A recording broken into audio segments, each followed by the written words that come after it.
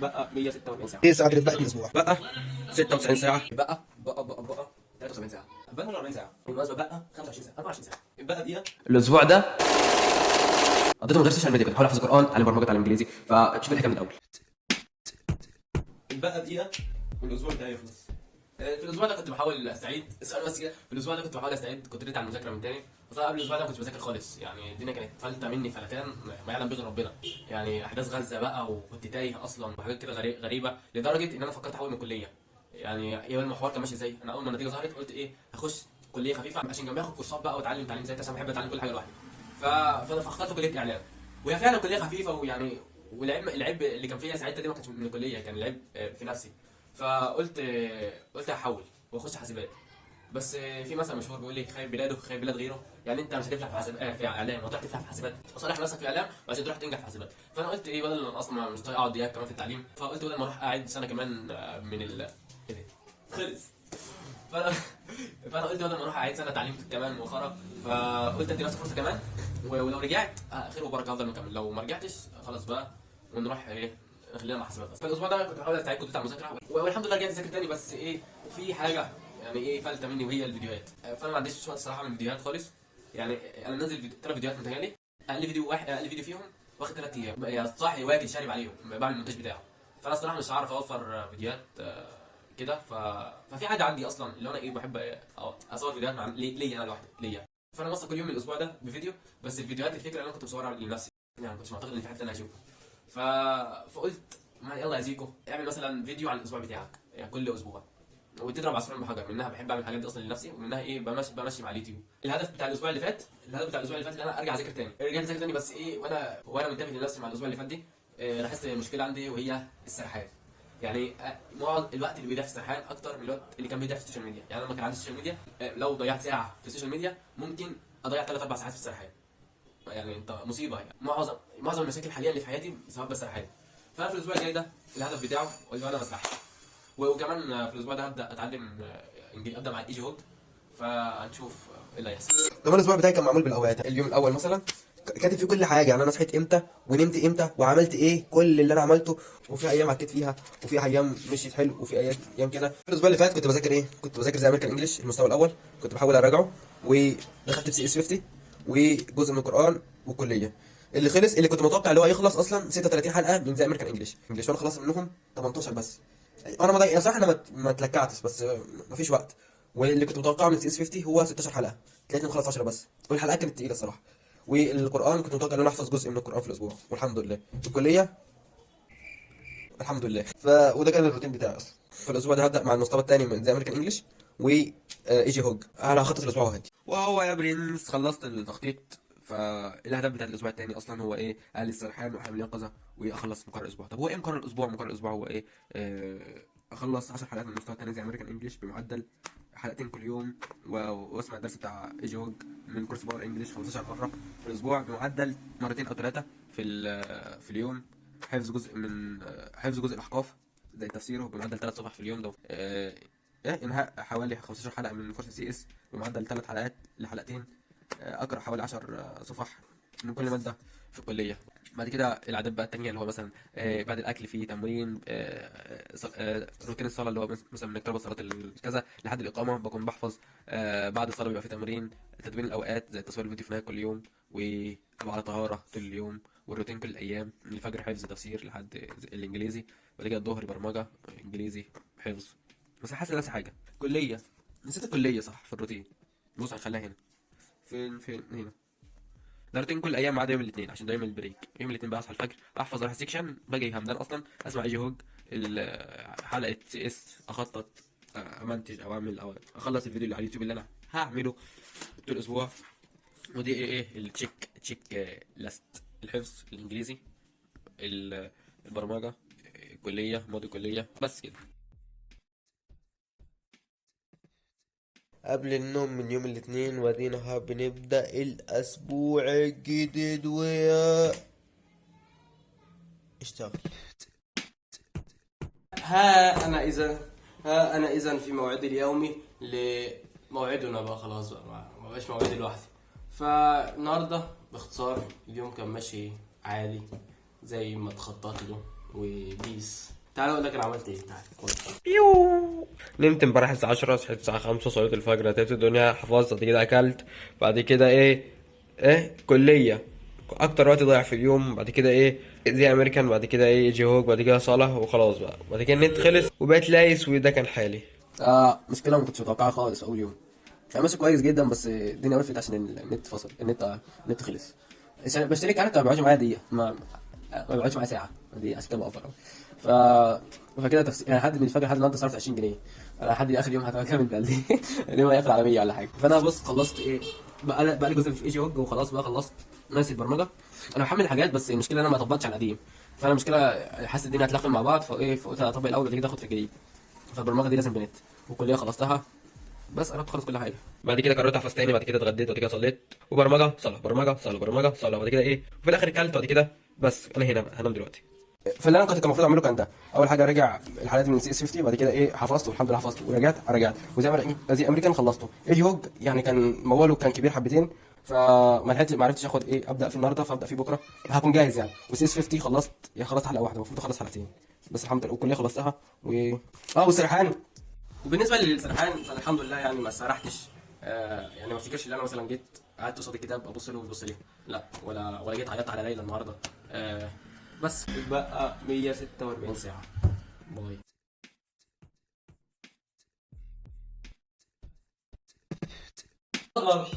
هكذا وصلنا اعزائي المشاهدين الى نستخدم حاجه بقى من الكليه. أعزائي المشاهدين، هكذا وصلنا إلى اليوم الثاني من الأسبوع الثاني في محاولات سعي إلى نحو الهجرة.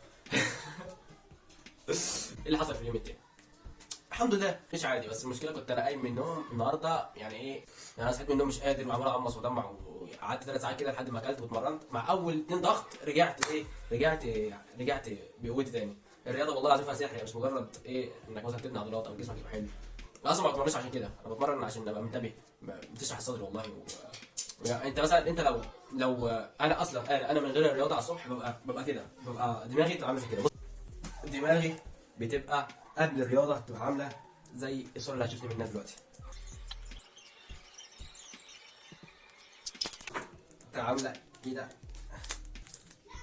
لا ثاني صبر شويه. دماغي بتبقى عامله كده والله بجد. الدنيا ملغوشه قبل الرياضه تبقى بيور. فالرياضه جامده جدا يعني حاجه عظمه. بس يعني الحمد لله يوم شويه حلو. تعالى اوريك انا عملت ايه بالظبط. بص عظمه صحيح. ويا اسطى بالظبط ايه اللي حصل؟ انا صحيت الساعه 5 على الفجر كده، صليت الفجر وجاز رتبت الاوضه، بعد كده رجعت من الفجر بروق الحاجات اللي عايز اخلصها يعني. وكنت المفروض احفظ بس ما حفظتش. كاتب سرحان يعني الساعه 6 لحد 6، كل الوقت ده كله سرحان. بعد كده رحت كلت، بعد كده اتمرنت وعملت حاجات كتير. بعد كده فوق كده ذاكرت الكليه، بعد كده ذاكرت زي امريكان انجلش بس في سرحان برضه يعني سرحت ضيعت وقت. بعد كده زي امريكان انجلش شويه جد. بعد كده ايجي هوج يا اسطى ده موال طلع موال يعني. ده انا بحسب هيخلص في ساعه ونص مثلا. ده كبير جدا يعني، الساعه 11 لحد الساعه 2 ايجي هوج يعني كتير جدا. بس ان شاء الله يعني كان في حاجه برضه لسه ما كنتش عامل حسابي ليها، وخلاص من بكره ببتدي بجد بقى خلاص. بعد كده اتغديت، بعد كده صليت، بعد كده برمجه، براجع برمجه سرحت هنا يعني مراجعه برمجه 5 ونص مؤاخذه يعني. وبعد كده سرحت هنا برضه ما عملتش حاجه، كسل حصل النهارده. بعد كده رحت للشيخ، بعد كده اكلت، بعد كده كملت هوج واتخمد دلوقتي. تعالى نشوف الحاجات اللي كان المفروض اخلصها النهارده. اول حاجه سوره الشورى دي كانت دوره حفظ، بس انا وقفت يا شرط كده شرط كده شورى الف. ما علينا. سوره الشورى دي كانت دوره حفظ وانا وقفتها. بعد كده اول حاجه نبتدي بقى بالحفظ. انا ما حفظتش جديد، بس رحت سمعت ورجعت على القديم النهارده. فالمفروض يكون مكتمل، بس انا ما حفظتش جديد فغلط. بعد كده كليه 10 صفحات قراتهم كده عادي غير مركز. بعد كده اهم حاجتين بقى زي امريكان انجلش خلصته الحمد لله تمام وجمال. ارجع واجي لقيت حاجات كتير النهارده جديده فما اعرفش بقى. فانا قلت خلصت الحاجات الجديده ويعني فهمت الدنيا ماشيه ازاي بالظبط. بعد كده بدات كنت المفروض اقرا من توبيك، بعد كده فوكابلري، بعد كده اسمعهم، بعد كده اسمع المينستر مرتين. وانا فعلا عملت كده. قلت اسمع ايجوج مرتين في اليوم. اول مره خلصت، ثاني مره خلصت نص ساعه ما قراتش. بعد كده بعد كده برمجه كانت عليها مراجعه. الجديد ده كان ده، ودي المراجعه.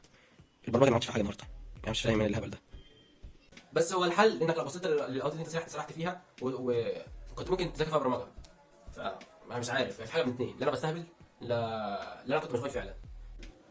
ايه المبرر اللي انا بستهبل؟ اللي انا سرحت كتير ده المبرر.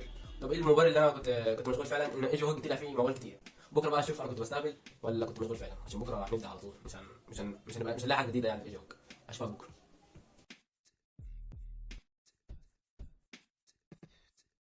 اه بالمناسبة دي الساعة اللي اتبقت من الأسبوع. سبحان الله يعني.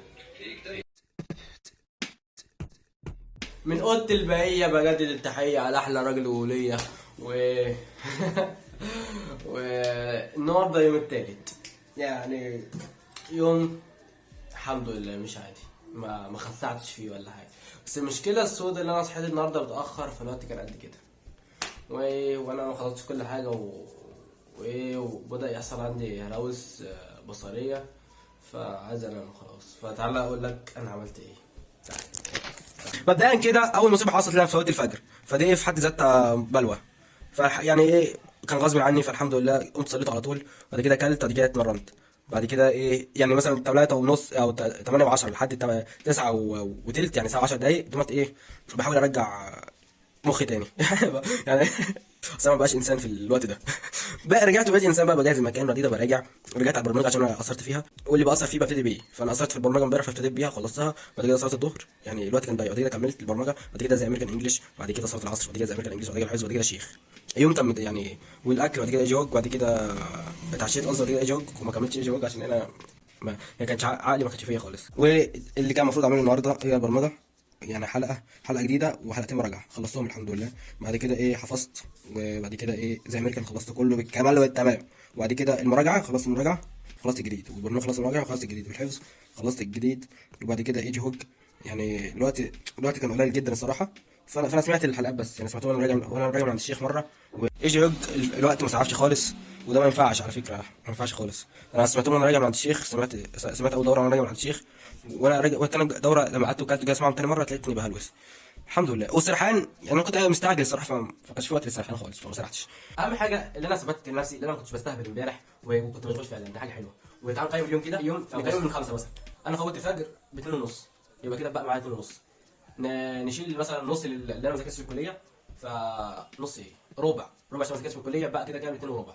نشيل واحد ايج هوج، 1 وربع من 5.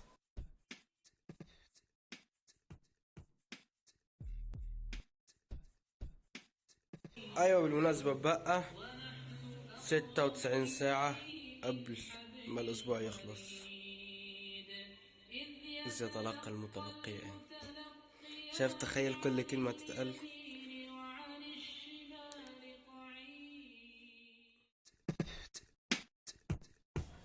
ذا فور داي اجمل بالجمعه. شوف ابو عبود بعت يا روح فين. بعت ما بيجليش، ما بيجلي. بص ان الله وملائكته يصلون على النبي. الحمد لله يوم كان في حاجات كتير جدا وكان يوم صعب، والحمد لله. مش ما رجعتش لورا ولا فضلت على حالي. اتقدمت بس يعني نعم تقدم بسيط، بس بيس. يعني في حاجات ما خلصتهاش النهارده، وفي حاجات كان المفروض اعملها. هقول لك انا عملت ايه. تعالى بص يا برنس، بص انا ايه، صحيت الساعه 5:05 صليت الفجر في ساعه، يعني في ساعه بالظبط، في ساعه ودقيقه. بعد كده جيت رتبت الدنيا، وبعد كده جيت احفظ. فالحفظ قعد مني كتير. ليه بقى؟ جيت صورت حاجه، كنت عايز اقول حاجه مثلا في حوار الحفظ ده. فهو انا اصلا قبل ما احفظ اي صوره لازم اقرا شويه عن الصوره، يعني هل الصوره دي لها اسماء ثانيه ولا لا، وايه اسباب نزول الصوره ومقاصد الصوره اصلا وتفسير الصوره، واعرف معاني الكلمات بتاعتها. هتيجي تقول لي بتعمل ده كله في قد ايه؟ بعمله في وقت قصير جدا بسبب التطبيق اللي هوريه لك ده كمان شويه. وده كله الحمد لله متوفر في خانه واحده في مصحف الكتروني واحد. يعني انت ممكن تعرف اسماء الصوره، مثلا سوره القاف اسمها سوره القاف، ومن اسمها الاجتهادي الباسقات، بعد كده اسباب نزولها، بعد كده مقاصد الصوره، بعد كده فضائل الصوره، بعد كده عدد ايات الصوره واحصائيات الصوره، وحاجات تانية جامده الصراحه. ومش دي الحاجه اللي عجباني اكتر. الحاجه اللي عجباني انك مثلا لو في كلمه انت مش عارف معناها، مثلا زي فروج، فممكن تدوس كده تلاقي معناها عادي. ولو المعنى الكلمه دي ما فهمكش، فلو معنى الكلمه دي ما فهمكش معنى الايه كلها، فممكن تدوس على رقم الايه بس، ممكن يطلع لك تفسير مختصر. ولو عايز تستزيد اكتر هتلاقي ايه، عندك 4 تفاسير. وكمان لو بتدرس قراءات، وعندك القراءات المختلفه للايه دي لو في، بعد كده التصريف، بعد كده اعراب الايه، بعد كده الترجمه، بعد كده مثلا لو عايز تكتب خاطره ولا حاجه، لو عايز تعلم الايه عشان بتتلخبط فيها، ولو خلصت وردك ممكن تعمل علامه. وغير بقى خاصيه البحث وحاجات تانية كتير الصراحه جدا. تطبيق روعه الصراحه. وبعد ما اعرف مقاصد الصوره واسماء الصوره وتفسير الصوره ببدا بقى احفظ. وأزلفت الجنة للمتقين غير بعيد. هذا ما توعدون لكل أواب حفيظ. من خشي الرحمن بالغيب وجاء بقلب منيب. ادخلوها بسلام ذلك يوم الخلود. لهم ما يشاءون فيها ولدينا مزيد. كم أهل. فالحفظ قعد مني كتير. ليه بقى؟ جيت صورت حاجه، كنت عايز اقول حاجه مثلا في حوار الحفظ ده، فالجديه مع الكاميرا مش بيجتمعوا خالص، فضيعت وقت كتير في الحفظ والحفظ ما كانش احسن حاجه. بعد كده ايه، كلت بعد كده اتخانقت، وبعد كده ايه ذاكرت الكليه في فالمهم بعد كده اتمرنت، بعد كده ايه كده بقيت رجعت انسان تاني. بعد كده ايه غسل الجمعه بقى بسوره الكهف، بعد كده ايه ايجي هوج قراته، بعد كده الجمعه. يا اسطى في خطبه الجمعه كانت جميله النهارده بشكل غبي، يعني جميله جدا. اصل واحد صاحبي كان هو اللي بيخطبها، فيعني ايه جمال من ناحيتين. وبعد كده الاخبار، بعد كده ايه جيت صلاه العصر، ويعني هنا كانت الدنيا يعني ما كنتش عامل غير ايجي هوج بس. فبعد كده ايه صلاه العصر بعدين خلصت، احاول اخلص الامريكان انجلش، بعد كده صلاه المغرب، بعد كده اكمل زي امريكان انجلش، بعد كده احفظ، بعد كده العشاء، وايه مش بخلص غير حاجات قليله. فقلت ايه انا هعمل بقى راجل مع نفسي بقى، وايه ومفيش نوم لحد ما اخلص كل حاجه. ف فالمشكله انا كنت سايب البرمجه للاخر، فانا بذاكر برمجه، رجعت يا برنس داخل في الجديد بقى، بقيت في حاله سلام كوني. مش دماغي مش فيها خالص سرحان بقى، والبرمجه بنت اللذينه ما ينفعش معاها تركيز نص نص. ف وبقيت عايل في اللي انا قلته، وايه وقلت اخلص الجزء التاني من ايجي هوك، وخلصته وهنام دلوقتي. وده يا باشا اللي كان المفروض يحصل. نبدا من تحت الكليه، حصلت ايجي هوك خلصته، زي امريكان انجلش خلصته، بعد كده الحفظ خلصته، بعد كده مراجعه البرمجه خلصته، بعد كده جديد برمجه ما خلصتوش. فالتقصير اللي كان في البرمجه ده ما ينفعش يحصل، عشان انا مش واخد البرمجه ايه حاجه كده جانبيه، انا واخدها مهنه لا فلازم اكون فيها كويس جدا. بقى 73 ساعه. صحيح، وانك تبص على الاسبوع كانه ساعات. يعني انا لحد الظهر كانت الدنيا عاجبه مني خالص، ونص الوقت ونص الحاجات ما خلصتهاش، وداخل على العصر كده ما كانش اسهل من ان انا اقول ايه اليوم ضاع. فحوار انك تبص على الاسبوع كانه عدد من الساعات 107، يعني الساعات بتقل قدامك مره ورا مره، مش عدد من الايام، هيبقى احسن بكتير.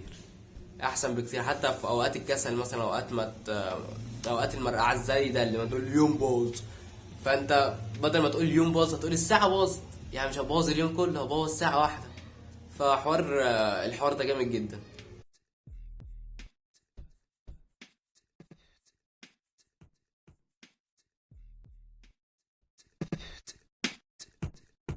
Dr. Stephen Krashendown in Los Angeles, probably again, the expert in language acquisition and language learning, has done many studies, and he has also looked at many studies. He has found that non-linguistic factors are equally or more, in fact, more important than the linguistic factors to determine who is successful ultimately. What that means is that things like your emotions, things like your peer group, the community that you belong to, your feelings about English are as important or more important than the methods you are using to learn English. لو شايف ثاني بس كده هنشيل السماء. فانت لو شايفني بتمايع في القراءة، فانا كنت زيك كده قبل 3 ايام، قبل ما اسمع حلقة الصوتيات بتاعت استاذ ابراهيم عادل، ربنا يزيد نفعه الامة. كان بيقول ايه ان كل لغة مخارج حروفها غير اللغة التانية. يعني عندنا مثلا الراء بالعربي والار بالانجليزي، فهما الاتنين مخارج حروفهم مش واحدة. يعني عندنا في العربي راء رسول، لكن في الانجليزي مثلا فيها لدغة شوية، يعني مور، فمش مور. واللام في العربي مش زي ال، عندنا لام، لكن في الانجليزي بتحط لسانك ورا ال. فاحنا لازم نتكلم كل لغة بمخارج حروفها. وانت اصلا لما تيجي تتكلم مع ناس اللغة بتاعتهم الام هي الانجليزي، وتيجي تتكلم معاهم تيجي تتكلم معاهم انجليزي بمخارج حروفك العربي، عامل زي واحد يجي يكلمك فرانكو مثلا، يعني مثلا معلش يا محمود هات لي الاسايمنت عشان ايه يا اسطى القرف ده. فهو انت بالنسبه لهم كده. فاحنا لازم نتكلم كل لغه بمخارج حروفها. هتيجي تقول لي ما في ناس ممكن تتريق عليا، اقول لك يا اسطى ماشي، انت ليه تتكلم اصلا انجليزي مع ناس بتتكلم عربي؟ ما تتعدل. اليوم الخامس، الرحله بقى 40 ساعه على الاسبوع. الحمد لله. اليوم كان متحرك عن نقطة الصفر، ناحية الموجب مش ناحية السالب، ولا ثابت مكاني، فالحمد لله تعالى بتاع اليومية. يوم ما كانش حلو الصراحه. يعني مبدئيا كده فوت الفجر. المشكله بقى ان انا بقيت ايه حاسس ان انا سبته دلع انتخب، ما سبتوش غصب عني. دي اوحش حاجه في اليوم. بعد كده صليت الفجر، بعد كده اكلت، بعد كده رتبت الدنيا، بعد كده حفظت، بعد كده اتمرنت وانا بسمع ايجوج، ضربت 2 في 1. بعد كده ايه ايجوج وانا قرات ايجوج. وبعد كده مش عارف، احس ان القراءه افيد من السماع، بس اعمل الاثنين وخلاص. وبعد كده صليت بقى وبعد كده حفظت تاني، بعد كده برمجه، بعد كده اكل، صلاه اجلب فيديو كنت بسمع فيديو حلو قوي. بعد كده ايه بعد كده ذاكرت برمجه، بعد كده صلاه اسايمنت، عملت اسايمنت، اتفاجئت باسايمنت اصلا عليا والموعد هيقفل الساعه 10، فرحت عامله بعد كده اكلت، بعد كده ايه خلاص ازاي امريكان انجلش مع رجعه. بس في حاجه اكتشفتها النهارده، تعال نشوف الحاجات اللي كانت مقرره عليا. بص دي الحاجات اللي كانت المفروض اعملها النهارده. آه، دي الحاجات اللي كان المفروض اعملها النهارده. الحفظ الحمد لله تم، الجهود تم، البرمجه تمت زي ما كان القديم بس. وبعد كده الجديد ما بداتش حاجه في الجديد. في حاجه اكتشفتها هنا وهي اللي لاحظته على الثلاث ايام اللي فاتوا ان انا من ساعه ما بدات في ايج هوك وبدات في مستوى تاني زي امريكان انجلش، انا مش بعرف اجيب مثلا البرمجه مع الانجليزي كامل. يعني مثلا لازم اثر في حاجه من الاثنين. يعني هو دايما بيبقى في الجديد، يعني مثلا لو خدت جديد انجليزي كامل، يعني ما خدتش جديد برمجه، لو خدت جديد برمجه اثر في الجديد الانجليزي. فالحمد لله عرفنا قدرتنا الانجازيه عامله ازاي. ف ففي مفترق طرق دلوقتي. بس هو الحكمه انك ما تختارش ايه، ما تبوظش الدنيا، ما تسيبش حاجه ترميها خالص. لا الحكمه يعني مثلا ما اجيش اقول ان انا ههتم بالانجليزي الفتره دي و... والبرمجه ان شاء الله نجي لما نخلص الانجليزي.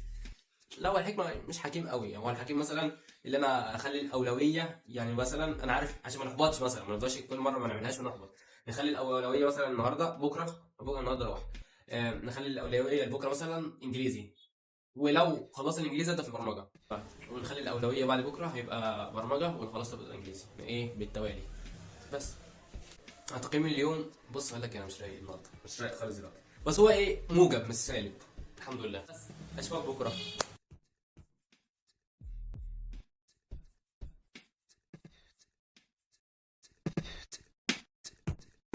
النهارده سرح مني خالص.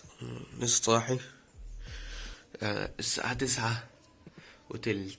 نمت كتير زيادة، نمت بتاع 4 ساعات زيادة ولا حاجة. عارف اللي حصل لي النهارده؟ يعني العصر جدا المفروض اكون مخلص نص ده كله، او مخلص 3/4، مش مخلص غير الحفظ والكلية اللي خلصتها في 10 دقايق. لسه في موال مش عارف ايه ده كله عشان ما اتمرنتش. ترى اخر يوم في الاسبوع، اليوم السادس. بكره يوم الاجازه، عشان كده رايح الجامعه. فيوم الجامعه اصلا بينسف الوقت خالص، واجي تعبان كده وانا مش متعود اخرج.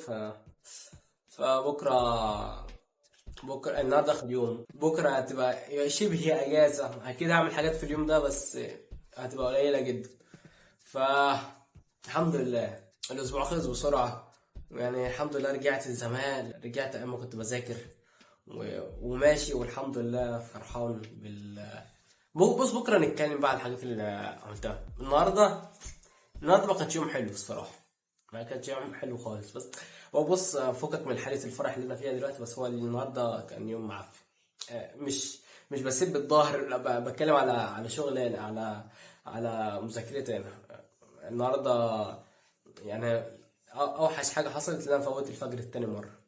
بس بس الغريبه مش عارف، حاسس ان الموازين عندي اتضربت بالنار خالص. يعني انا مثلا ممكن ازعل على اني مثلا ما خلصتش حاجه اكتر من زعلي على تفويت لصلاه الفجر. فمش عارف بقى ايه ده.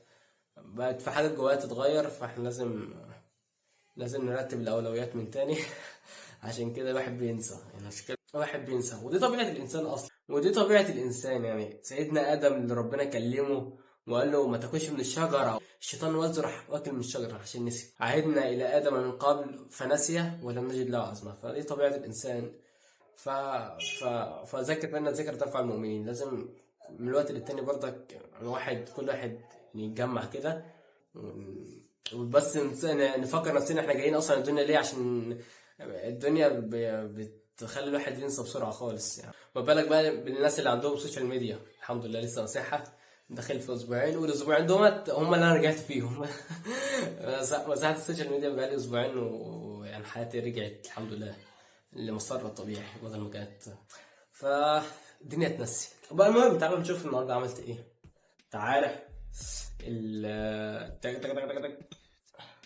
تعالى نشوف النهارده عملت ايه. بقول لك يا اسطى، الرياضه مش مجرد انك تعمل جسم، عشان المشكله الواحد اخد وقت كبير عقبال ما فاق، عشان ما اتمرنش، عشان كوعك في حاجه متهيألي. في وجع ابن لذينه في كوعي، كل ما اجي اعمل واحد ضغط الاقي في وجع في المفصل ده.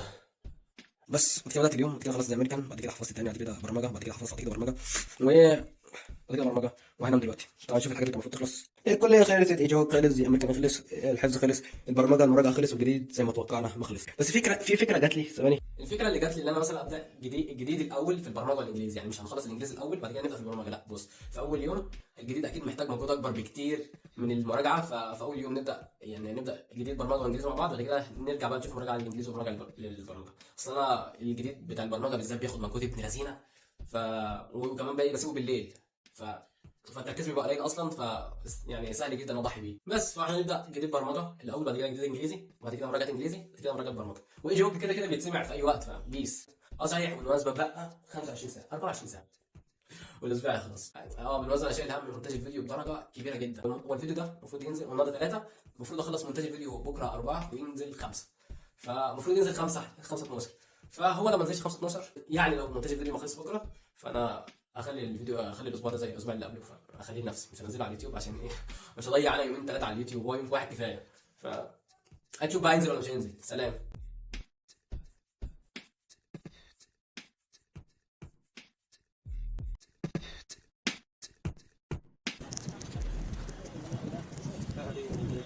يحرق ورقه الغياب اللي تخليني اجي الجامعه.